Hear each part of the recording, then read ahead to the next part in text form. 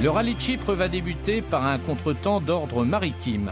La traversée du bateau transportant l'ensemble des voitures concurrentes ainsi que les mulets servant aux reconnaissances, cette traversée a pris plus de temps que prévu. Et pour l'équipe Citroën, la première partie des reconnaissances a été sensiblement perturbée.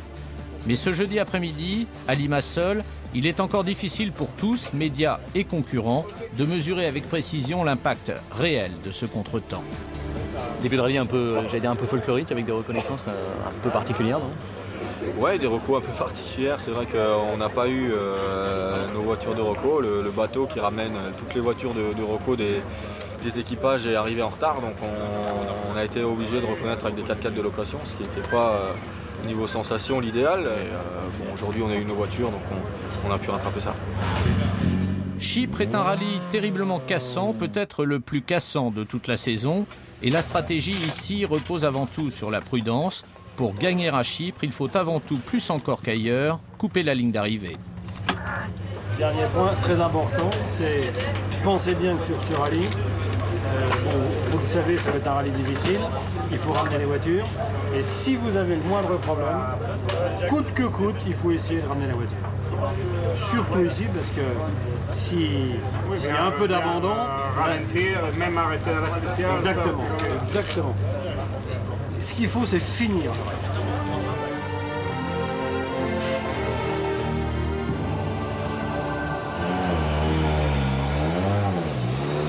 Il ne l'a pas crié sur les toits, mais Sébastien Loeb n'arrive pas à chasser de sa tête sa mésaventure mexicaine.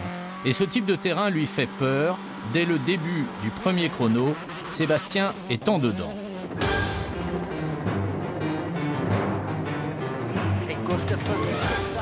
Et quand les premiers intermédiaires tombent, une forme d'inquiétude s'empare de l'équipe. Solberg a 24 secondes d'avance sur Seb, 24. Au split numéro 3. Au split numéro 3 sur 11 bornes.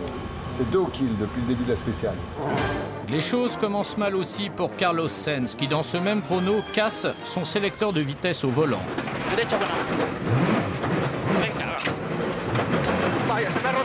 Dès la fin de la spéciale, à distance, l'assistance prend les choses en main. Sur la face du volant, au-dessus, il y a un purgeur avec un petit capuchon noir dessus. Est-ce qu'il peut passer sans débrayer s'il lève le gaz? Oui. Carlos, est-ce que la boîte, est-ce que tu arrives à passer les vitesses au levier en manuel sans débrayer? Oui, lever le pied, changer, oui. Mais sans débrayer. Ça marche, ça? Avant de revenir au parc de Limassol, les concurrents devront encore disputer 2 chronos, mis à profit par Sébastien Loeb pour rassurer tout le monde et lui en premier. Deuxième temps dans la deuxième spéciale, puis meilleur temps dans la troisième. On savait la Xara fiable, on sait maintenant qu'elle est également véloce sur ce type de terrain, le pilote assumant pleinement, lui, son début de course en demi-teinte. Tu sais, j'ai toujours cherché à rester dans le grip, quoi, pas trop glisser, à rester dans la trajectoire. Et en fait, je me suis trop freiné, quoi. En plus, vu qu'elle tournait pas, alors je restais dans la trace, mais sur le train avant, donc je voulais pas non plus passer dans ce virage complet, j'avais 38 bornes à faire. Et donc, tout ça, ça fait que j'étais à l'arrêt, quoi. Je me trouvais mieux. Et depuis ce matin, les équipages doivent également composer avec une autre figure imposée, la chaleur. Et putain, je transpire beaucoup, moi. J'ai bu 4 litres et demi d'eau déjà. Hein. 4 litres et demi, j'ai déjà bu. Après, il y a la citerne. Ouais. Ah, mais je pisse aussi, mais... heureusement. Et après s'être attaqué aux hommes, cette chaleur croissante va maintenant s'attaquer aux machines. Des petits pépins apparaissent pour beaucoup. Surchauffe moteur, embrayage qui grille, pneus qui se dégradent jusqu'à en crever. En l'occurrence, la mousse anti-crevaison des pneus Michelin sauvera Carlos Sainz.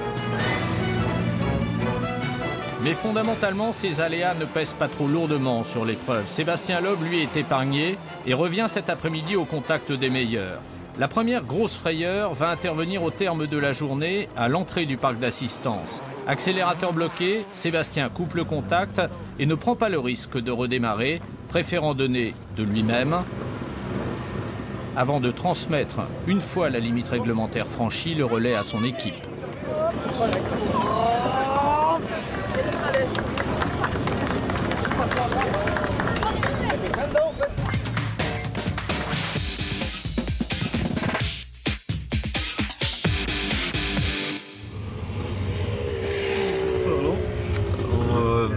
On s'était dit il faut pas tout casser quoi, il faut aller au bout, c'est important d'aller au bout.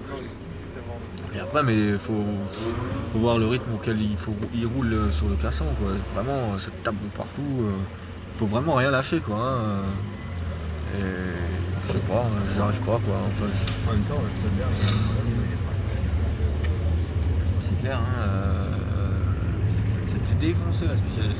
Il n'y a aucun plaisir à rouler quoi. Hein. C'est vraiment les ornières comme ça, les pierres au milieu des ornières, des trucs comme ça que tu prends les butées. C'est nul.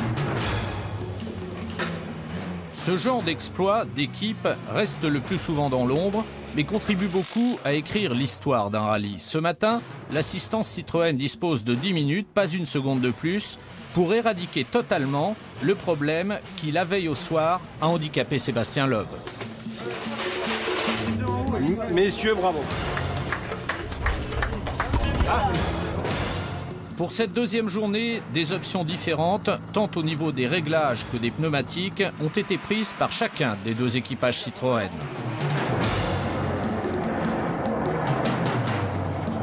Carlos Sainz concède 40 secondes au leader du rallye sur les 55 premiers kilomètres de spécial. Non, ouvre vraiment pas corde.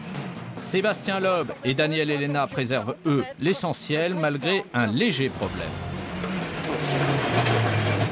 Problème avec la boîte. Spécial terminé pour Daniel. Problème résolu quelques minutes plus tard par l'équipage lui-même. La suite immédiate, ce sera un nouveau temps scratch, le 3e depuis le début du rallye, sur les 13 km du 9e secteur chronométré. En fait, cette deuxième journée permettra à chacun des équipages Citroën de gagner une place. Gauche 80 plus long par corde. Et gauche 124 freins pour droite 90 long. La condition physique des pilotes leur a permis de maintenir un rythme constant, malgré ce terrain terriblement éprouvant et malgré une température à bord de la voiture qui, le plus souvent, dépasse les 50 degrés.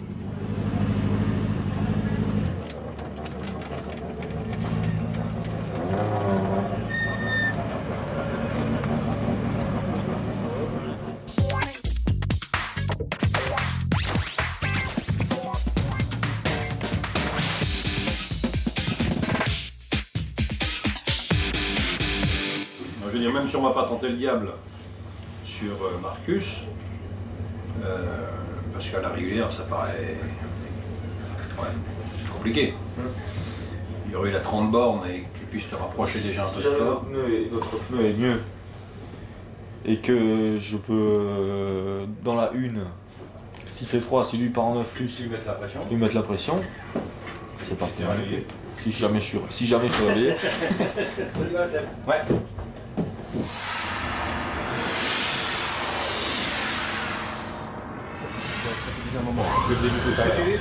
Les rangs de discothèque là, non? Oui. On avait l'air un peu. Non, la différence c'est que c'est qui va. C'est lui, C'est pas qui rentre. Ce matin, Sébastien, il me dit c'est trop tôt le matin. Je lui ai dit on ferait mieux de continuer. Hier soir, on aurait mieux fait de continuer, on finissait et puis comme ça, c'était On terminé. pouvait partir ce matin, c'est pas la peine d'attendre cet après-midi.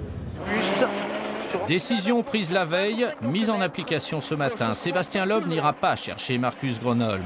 Toute la journée, le pilote alsacien assure, en signant toutefois, comme lors de chacune des 2 premières journées, 2 meilleurs temps absolus, ce qui, au bout du compte, fera de lui le meilleur performeur du rallye.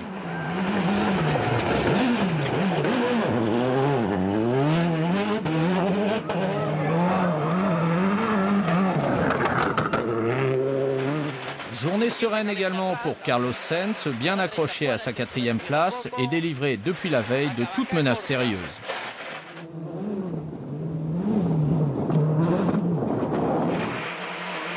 Droite à fond, 100 mètres.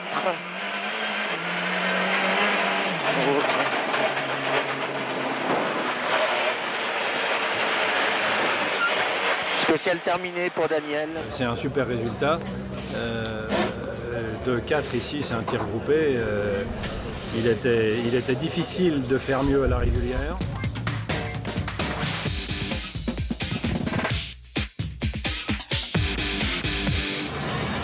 Une deuxième place qui, 10 jours plus tard, se transformera en victoire, le vainqueur du rallye étant déclassé par la Fédération internationale. Sébastien Loeb, à Limassol, prend, sans le savoir, la tête du championnat du monde.